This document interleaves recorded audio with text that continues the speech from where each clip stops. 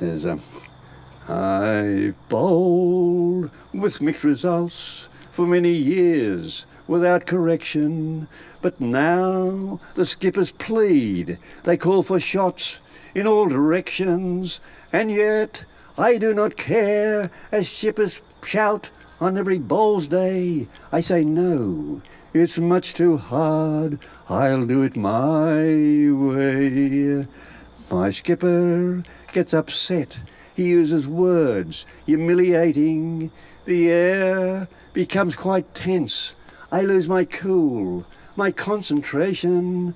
I bowled a bowl or two that finished up out on the roadway. And yes, I lost the plot and did it my way. And what is more, as I let fly with bowls both wide and high, I got the snub. And here's the rub. They've told me now to leave the club. I think I'll go down to the pub and do it my way.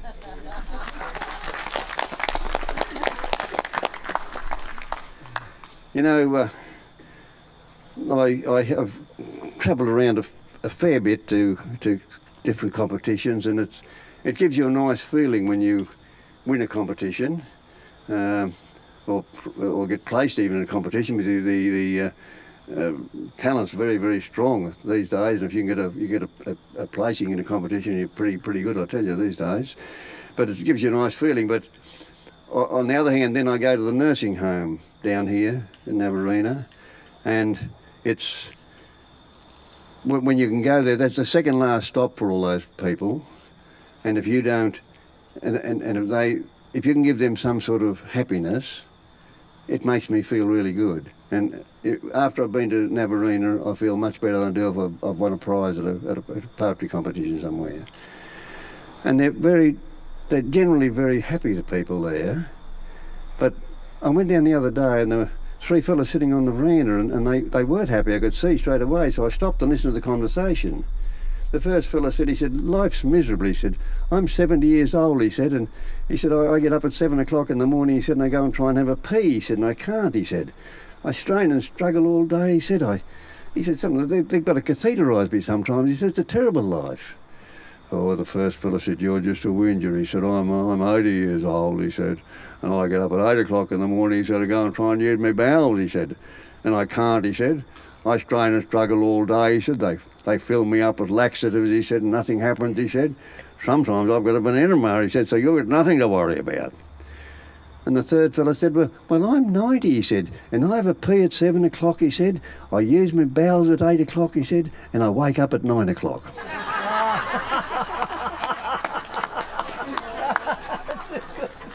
And the nurses said, that's exactly right.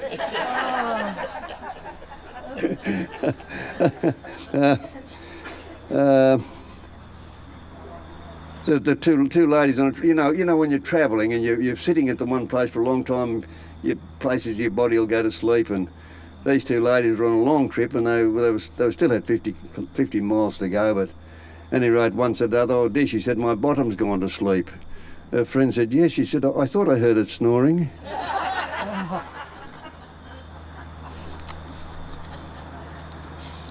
You know, they did a survey on married men's habits. This is quite a few years back now. It's probably out of date now. But married men's habits when they get up at night. And they discovered that 25% of men got up and went to the refrigerator, 25% of men got up and went to the toilet, and the other 50% got up and went home.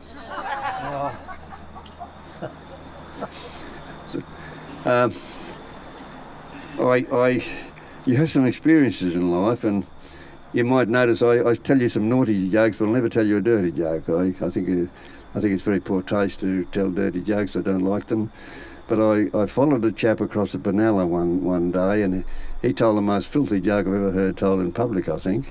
And of course, there's always a certain element of people will enjoy that and clap for it. But then I went on. I had to follow him on, so I thought, oh, well, I'll do a religious joke just to contrast it a bit. And I did him the joke about the Baptist minister's son who just got his learner's permit, and he said to Dad, he said, can I drive the family car? Well, he said, son, sit down and we'll talk about it, he said. I'll make a deal with you, he said. If you bring your grades up at school, study your Bible and get your hair cut, he said, we'll talk about it. So a month later the boy came back and said, we'll talk about the car again, Dad? Yes, he said, son. He said, sit down. He said, I'm very proud of you, son. He said, you brought your grades up at school and you've studied your Bible. But son, he said, you haven't got your hair cut. No, Dad. Well, he said, he said, when I studied the Bible, I thought that Moses had long hair, he said, Samson had long hair, he said, and even Jesus had long hair. Yes, son, he said, that's a fact, he said, and he said, they walked everywhere.